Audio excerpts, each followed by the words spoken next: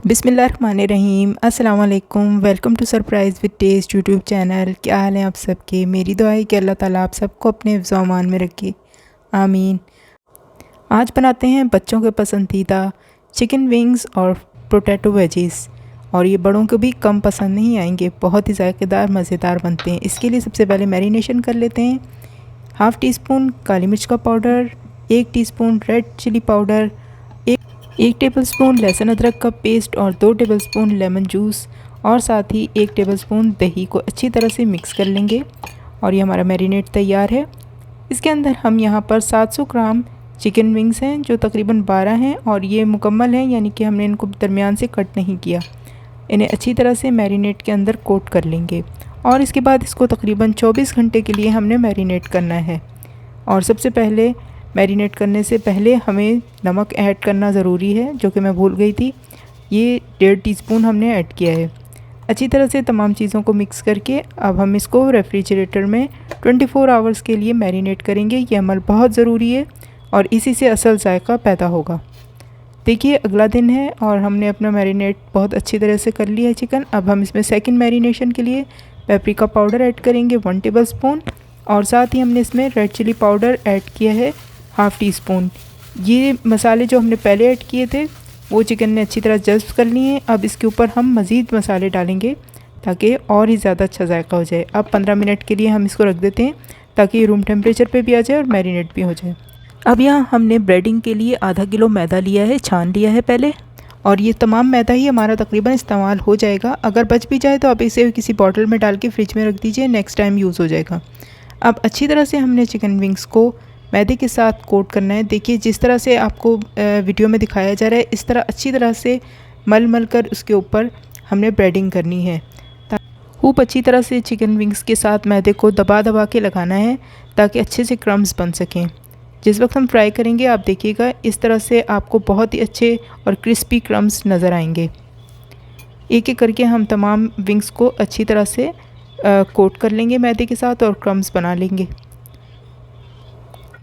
और मैदे से कोटिंग करने के बाद आप इनको बाहर ना रहने दें, या तो फ्रिज में रखें या फ़ौरन ही फ्राई कर लें। हमने अपने तमाम विंग्स अच्छी तरह से कोट कर लिए हैं। अब हमारे पास सिर्फ इतना सा मैदा बचा है। आइए अब स्पाइसी सॉस तैयार करते हैं। इसके लिए या तो सोया सॉस ले लीजिए या फिर वॉर्सेस्टरशायर सॉस ले लीजिए। दोनों का आपने 2 टेबलस्पून फुल लेने हैं। इसके अलावा हम लेंगे स्वीट सोया सॉस या फिर बारबेक्यू सॉस 1 टेबलस्पून फुल, और इसके साथ हम इसमें ऐड करेंगे विनेगर यानी कि सिरका 1 टेबलस्पून, और साथ ही हम इसके अंदर ऐड कर रहे हैं हॉट चिली सॉस। मैंने थाई चिली सॉस ली है, ये 2 टेबलस्पून फुल ऐड किया है। अगर आपको कम स्पाइसी रखना हो तो आप 1 रख लें।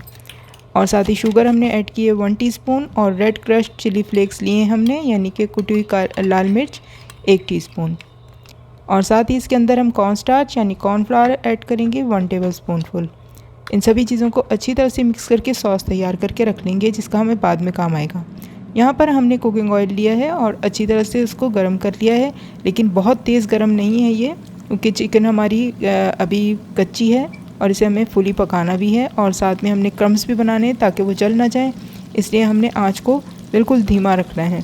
पहले ऑयल को गर्म कर लिया और इसके बाद आँच को बिल्कुल धीमा कर लिया। देखिए, जिस तरह से आपको दिखाया जा रहा है।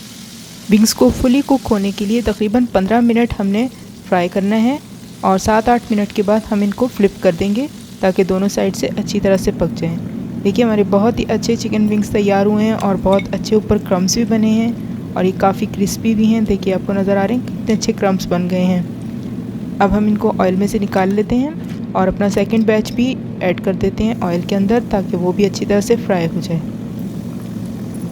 इसी तरह हम सेकंड बैच को भी 15 मिनट्स के लिए डीप फ्राई करेंगे, और 8 मिनट के बाद हम इनको फ्लिप करेंगे ताकि दूसरी साइड से भी अच्छी तरह से फ्राई हो जाए।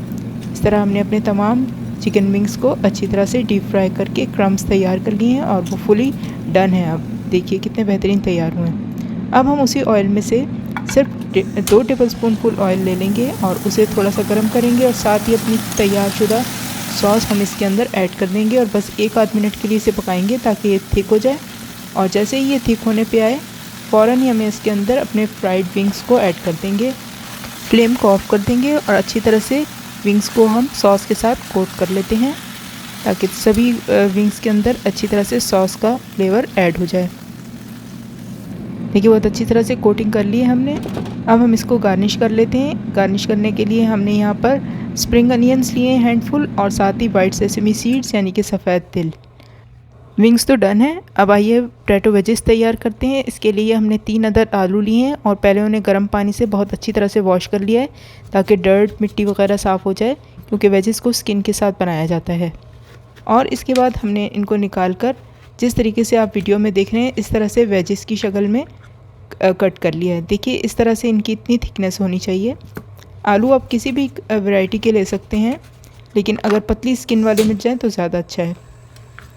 देखिए हम अपने तमाम आलू इसी तरीके से कट कर लेंगे और इनके वेजेस तैयार कर लेंगे। वेजेस तैयार करने के लिए कोशिश कीजिए कि आलू ज़्यादा मोटे ना लें बल्कि लंबे आलू लें, क्योंकि इनके जो वेजेस आप कट करेंगे तो वो ज़्यादा दिखने में अच्छे लगते हैं। देखिए जिस तरह से हमने तैयार किए हैं, तकरीबन एक आलू से हमने 8 पोटैटो वेजेस तैयार किए हैं।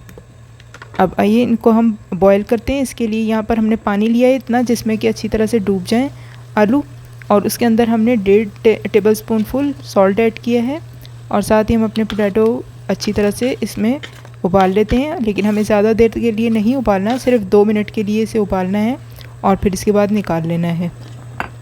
ज़्यादा मत उबाल लीजिएगा वरना बिल्कुल भी क्रिस्पी नहीं तैयार होंगे। इसके बाद हमने इनको थोड़ा सा ठंडा कर लेना है। देखिए ये इतने नरम है, लेकिन अभी इनके अंदर सख्ती काफ़ी मौजूद भी है। अच्छा, अब हम इनको थोड़ी देर के लिए रख देते हैं ताकि ये ज़रा रूम टेम्परेचर पे आ जाएं। और फिर इसके अंदर हमने यहाँ पर कुकिंग ऑयल ऐड किया है 2 टेबल स्पून फुल। सॉल्ट भी ऐड किया है हमने यहाँ पर ½ टी स्पून, क्योंकि पहले हम पानी में भी ऐड कर चुके थे। साथ यहाँ पर हम ये पिज़्ज़ा सीजनिंग ऐड कर रहे हैं, यानी इटालियन हर्ब्स, और ये हमने यहाँ पर 1 टेबल स्पून फुल ऐड किया है। साथ ही क्यूमिन सीड्स यानी कि ज़ीरा हमने यहाँ पे ऐड किया है 1 टीस्पून। 1 टीस्पून क्रश्ड चिली यानी कि कुटी हुई मिर्च हम शामिल कर देंगे। देखने में भी अच्छी लगती है और इसका फ्लेवर भी बहुत अच्छा लगता है। साथ ही हम इसके अंदर ऐड करेंगे 1 टेबल स्पून फुल कॉर्नस्टार्च यानी कॉर्नफ्लोर। इसकी मदद से तमाम सीजनिंग अच्छी तरह से चिपक जाएगी आलू के साथ और क्रिस्पी भी काफ़ी करेगी। अब अच्छी तरह से चीज़ों को मिक्स कर लेते हैं। मसाले के साथ आलू को हमने मिक्स कर दिया, और अब हम यहाँ पर अपना एयर फ्रायर निकालते हैं, और एयर फ्रायर की बास्केट के अंदर हम सबसे पहले ग्रीस कर लेंगे ऑयल के साथ इसको अच्छी तरह से। और फिर यहाँ पर हमने ये बटर पेपर लिए हैं और इसके अंदर होल्स बना लिए हैं ताकि अच्छी तरह से एयर सर्कुलेट हो सके और अच्छी तरह से हमारे पोटैटो वेजेस क्रिस्पी भी हो जाएं। कुछ हम इसके अंदर होल्स और भी कर लेंगे। होल्स करना बहुत ज़रूरी है, क्योंकि अगर एयर फ्रायर के अंदर एयर अच्छी तरह से सर्कुलेट नहीं करेगी तो वेजेस सॉगी हो जाएंगे। देखिए हमने इसके बाद एयर फ्रायर को 4-5 मिनट के लिए 200 डिग्री सेंटीग्रेड पर प्रीहीट कर लिया था, और फिर इसके साथ ही हम इसके अंदर अपने वेजेस को लेयर्स में रख लेंगे। पोटैटो वेजेस को लेयर्स के अंदर रखना है और बहुत ज़्यादा एक साथ नहीं रखने, वरना वो क्रिस्पी तैयार नहीं होंगे। पोटैटो वेजेस को हमने एयर फ्रायर में 15 मिनट्स के लिए 200 डिग्री सेल्सियस पर एयर फ्राई करना है, और दरमियान में हमने इनको एक मरतबा फ़्लिप भी करना है। तकरीबन 7-8 मिनट के बाद आप इन्हें फ़्लिप कर सकते हैं। हमने यहाँ पर तकरीबन लास्ट 4 मिनट्स में किया था फ़्लिप। अपने अपने हर एक के एयर फ्रायर का अपना अंदाज़ा होता है, आप अपने एयर फ्रायर के हिसाब से फ़्लिप कर लीजिएगा। देखिए माशाल्लाह से काफ़ी अच्छे तैयार हो चुके हैं। दूसरी साइड से भी गोल्डन हो जाएं, इसलिए हम इनको फ़्लिप कर देते हैं, और फिर इसके बाद लास्ट 5 मिनट्स के लिए हम इनको कुक कर लेते हैं, और फिर हमारे बहुत ही मज़ेदार से crispy crunchy air fried wages तैयार हो जाएंगे। ये देखिए कितने खूबसूरत गोल्डन कलर भी आया है और ये काफ़ी अच्छे क्रिस्पी भी तैयार हो चुके हैं। देखिए आपको ख़ुद ही महसूस हो रहा होगा इसकी साउंड से कि बहुत अच्छे और क्रिस्पी हो चुके हैं और फुली कुक भी हो चुके हैं। देखिए बहुत अच्छी सी इनके ऊपर फ्राइड कोटिंग बन चुकी है। यहाँ हमारे विंग्स भी बिल्कुल तैयार हैं, वेजेस भी तैयार हैं। आज का मील हमारा मुकम्मल तैयार है।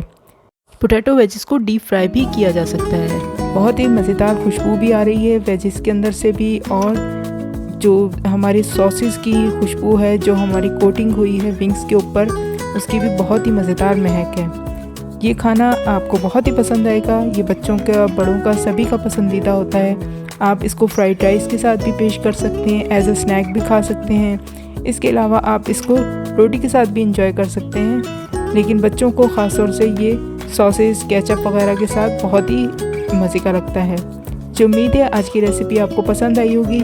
सिंपल सी रेसिपी है, लेकिन यही अगर आप बाज़ार से ख़रीदने जाएं तो काफ़ी एक्सपेंसिव मिलती है। वीडियो देखने का बहुत शुक्रिया। अगर पसंद आई हो तो लाइक करना मत भूलिएगा, चैनल को सब्सक्राइब कर लीजिएगा और अपना फीडबैक मुझे कमेंट बॉक्स के ज़रिए ज़रूर दीजिएगा।